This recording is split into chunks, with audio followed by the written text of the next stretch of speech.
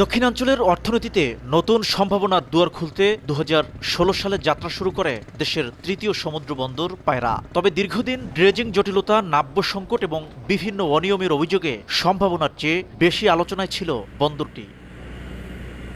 তবে সেই পরিস্থিতি ধীরে ধীরে বদলাচ্ছে। অবকাঠামো উন্নয়ন, নৌপথের সক্ষমতা বৃদ্ধি এবং শিল্পায়নের জন্য বিশাল পরিসরের জমি সব মিলিয়ে নতুন করে গুরুত্ব পাচ্ছে পায়রা সমুদ্র বন্দর। চট্টগ্রাম বন্দরের তুলনায় প্রায় 2.5 গুণ বেশি অধিগ্রহণ করা জমি রয়েছে এখানে, যা ভবিষ্যৎ শিল্পায়ন ও বিদেশি বিনিয়োগের জন্য বড় সুবিধা হিসেবে দেখছেন সংশ্লিষ্টরা। বন্দরটি নির্মাণে অধিগ্রহণ করা হয়েছে প্রায় 6,000 একর জমি। বিশেষজ্ঞরা বলছেন, বিশাল এই জায়গার কার্যকর ও পরিকল্পিত ব্যবহার নিশ্চিত করা গেলে শুধু দক্ষিণাঞ্চল নয়, গোটা দেশের অর্থনীতিতে যোগ করবে নতুন মাত্রা। দেশ জুড়ে যে কোনো কেনাকাটায় 10,000 টাকার বেশি অফার, তাই পেমেন্ট মানেই বিকাশ। ইতিমধ্যে চায়না, কোরিয়া, জাপান এই বন্দরের জন্য আগ্রহ প্রকাশ করেছে বিনিয়োগের জন্য। আরও বেশি বেশি বিনিয়োগ আকর্ষণ করতে হবে। আমাদের বিশেষ করে চাহিদা সম্পন্ন দেশের এবং বিদেশের চাহিদা অনুযায়ী শিল্পায়ন তৈরি করতে হবে। বহির্বিশ্বের সাথে হাই কোয়ালিটি প্রোডাকশন দিয়ে, মেটেরিয়ালসটা প্রোডাকশন দিয়ে আমরা এই পায়রা বন্দর থেকে আমরা রপ্তানি করে আমাদের রেভিনিউ, আমাদের যে অর্থনৈতিক স্বাবলম্বী, এইরা পায়রা বন্দর থেকেই সম্ভব।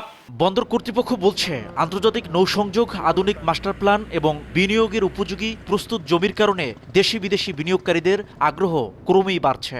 ইতিমধ্যে চীন, জাপান, সৌদি আরব ও দক্ষিণ কোরিয়া সহ বিভিন্ন দেশের বিনিয়োগকারীরা আগ্রহ দেখাচ্ছে। ইনভেস্টররাই আমাদেরকে নক দিচ্ছেন। তারা যখন জানেন যে এখানে পায়রা একটা বন্দর হচ্ছে এবং তারা জানে যে আমাদের পায়রা বন্দরে 6,000 একর জায়গা আছে, আমরা এখন ওনাদেরকে বলবো যে আপনারা আসেন, এই যে আমি প্লট এরিয়া দিয়ে দিলাম, আপনারা এখানে কাজ শুরু করে দেন। এখনও পূর্ণাঙ্গ বাণিজ্যিক কার্যক্রম শুরু না হলেও পায়রা সমুদ্র বন্দরে এ পর্যন্ত 7,000-এর বেশি দেশি বিদেশি বাণিজ্যিক জাহাজ পণ্য খালাস করেছে। পায়রা বন্দর শুরু থেকে এখন পর্যন্ত প্রায় কাস্টম এবং বন্দর কর্তৃপক্ষ মিলে প্রায় 2600 কোটি টাকা আয় করতে সক্ষম হয়। এর মধ্যে বন্দরের প্রায় 950 কোটি টাকা রাজস্ব আয় হয়।